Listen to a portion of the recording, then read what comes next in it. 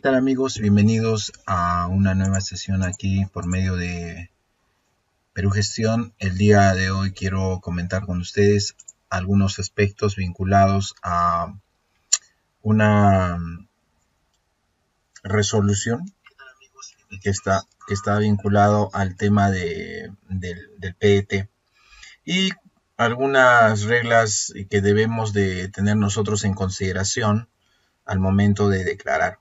Si bien es cierto, muchas veces nosotros pensamos que basta con saber la declaración o cómo funciona y de pronto tenemos que ver algunas otras situaciones especiales, es importante considerar una resolución como punto de partida para efecto del análisis teórico de las declaraciones anuales del impuesto a la renta. Muchas veces lo que sucede es de que nosotros revisamos el PET, vemos algunas obligaciones, pero nos damos con sorpresas. Ya operativamente hemos estado compartiendo con ustedes ya en varias sesiones de video el hecho de que la declaración anual del impuesto a la renta trabaja dos tributos, y es importante recalcar esos dos aspectos conforme nosotros lo vamos desarrollando. Esos dos aspectos es dos tributos. Como ustedes pueden ver desde el punto de vista del título, no solamente nos ve el tema de renta, sino también nos ve el tema del ITF. Ese es un primer aspecto que hay que considerar. Muchas veces nosotros no tenemos un adecuado manejo de estos conceptos y probablemente pensemos que, bueno, es solo para una declaración, pero sin embargo hay muchas otras cosas más que considerar dentro de este esquema. ¿Ok? Muy bien, seguimos avanzando entonces. Hay un colega justamente en el tema del PET que nos estaba considerando una pregunta bastante importante relacionada con este tema. En primer lugar, voy a referirme el día de hoy solamente a lo que son las declaraciones de rentas de tercera categoría o renta empresarial. Es decir, nosotros debemos de tener en cuenta que existen dos tipos de declaraciones. A ver aquí. En primer lugar, confunde a veces, pero hay que tener mucho cuidado. Nosotros tenemos la posibilidad de presentar, y aquí quiero remarcar este tema para que pueda trabajarlo contigo, podemos trabajar un formulario virtual. Ojo, no estoy hablando de un PET, estoy hablando de un formulario virtual. El formulario virtual 708, renta anual 2018, de tercera categoría. Que probablemente muchos de nosotros pensemos, bueno, este es el PET, no es el PET, es un formulario virtual. Llámese desde el punto de vista de Declara Fácil, si queremos hacer la analogía, es una declaración simplificada, si queremos decirlo así. Y después nosotros nos vamos a encontrar ya respectivamente con el PET 708, renta anual 2018, tercera categoría e ITF. Uno de los primeros aspectos que tú te habrás podido dar cuenta, y siempre es importante observar esta situación. Mira, si nosotros vemos el formulario virtual, una gran diferencia con el PET es que el formulario virtual solamente afecta el tema de renta anual de tercera categoría, solamente este aspecto, mientras que en el caso del PET 708 nos trabaja, aparte de renta anual de tercera categoría, nos trabaja ITF. Entonces hay que tener cuidado con ese primer aspecto, ¿ya? Cuidado con ese aspecto. Por otro lado, una pregunta que en sí es bastante interesante es ver quiénes tendrían que utilizar esta declaración, llámese simplificada, ¿no?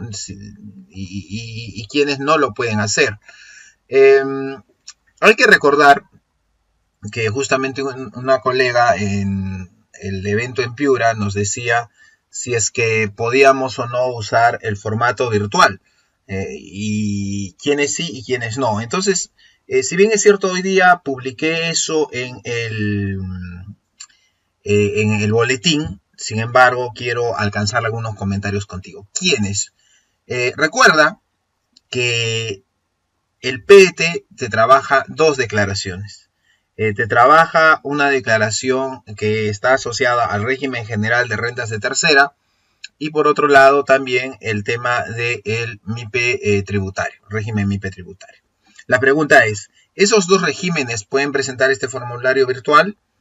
¿Alguno de ellos? ¿Cómo es? Veamos.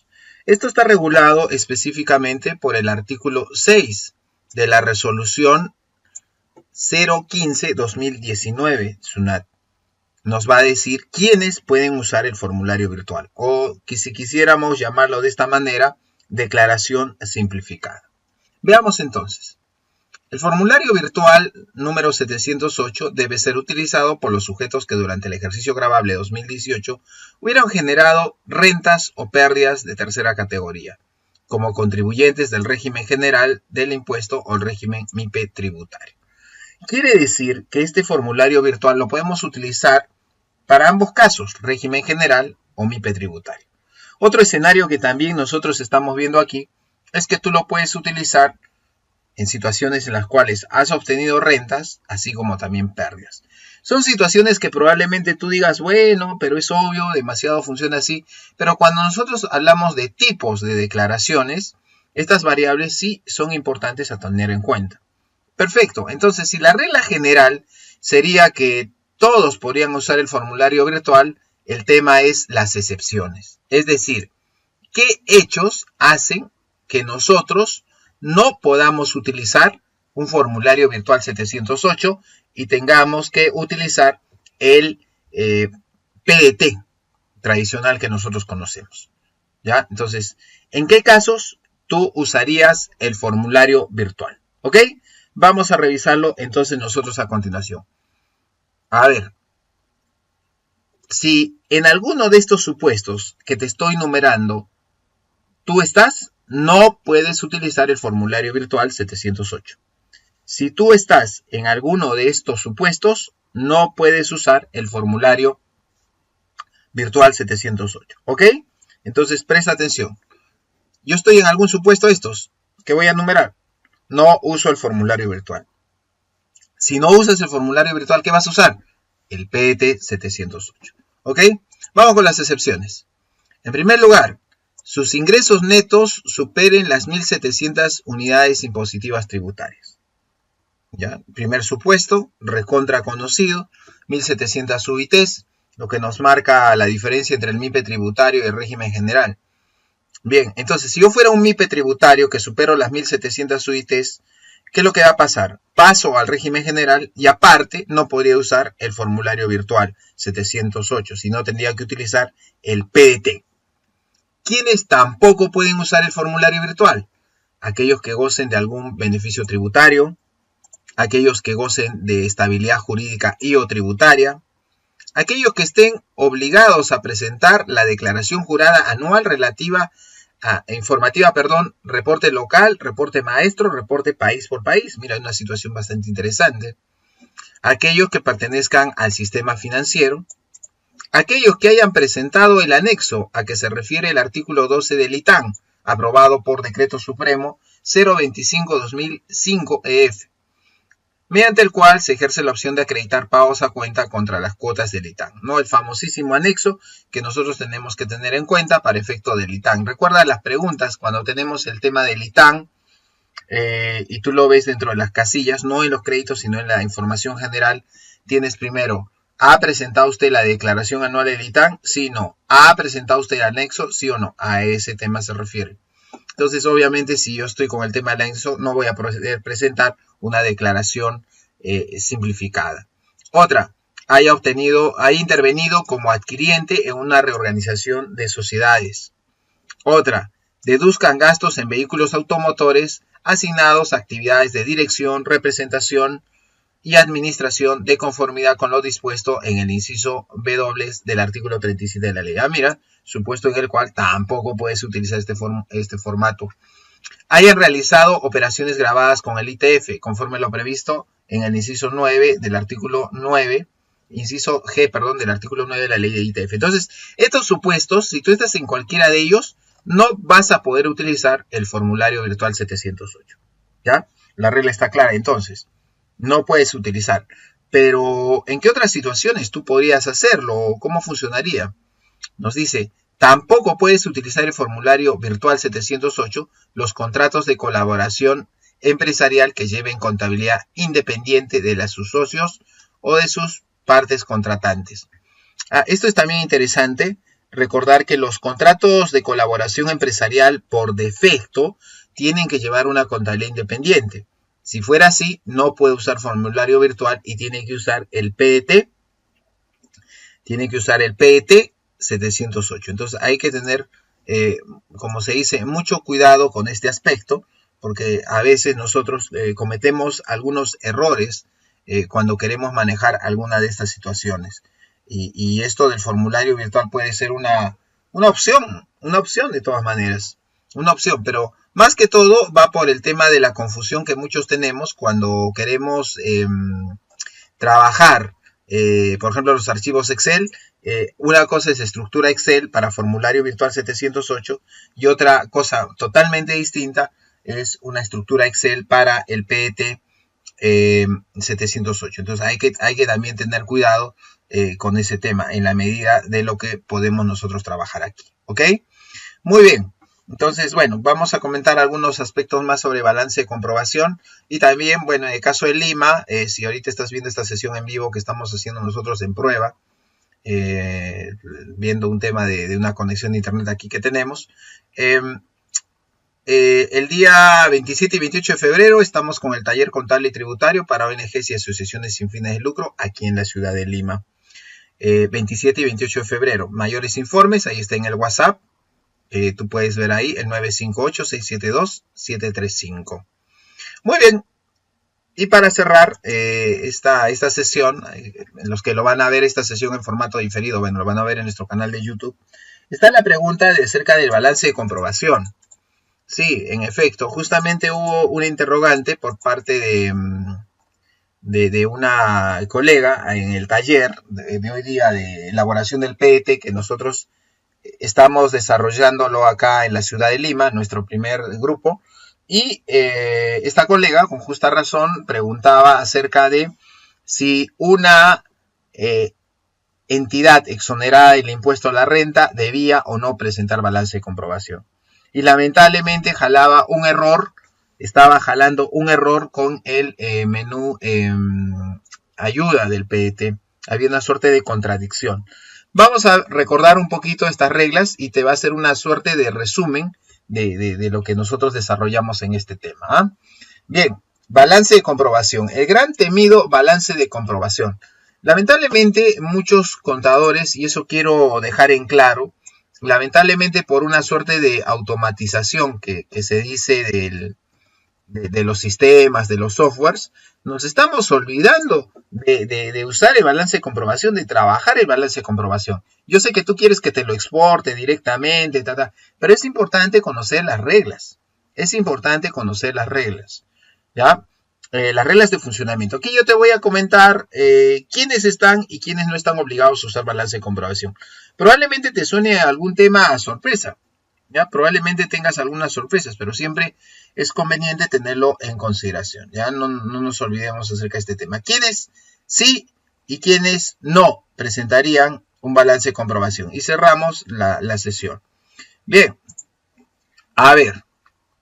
En primer lugar, para saber si debo o no presentar balance de comprobación, tienes que tener tu información, particularmente tus ingresos, particularmente tu estado de resultados al 31 de diciembre del 2018. Porque en función de esto, del 31 de diciembre de 2018, en función de este dato, tienes que tener en consideración lo siguiente.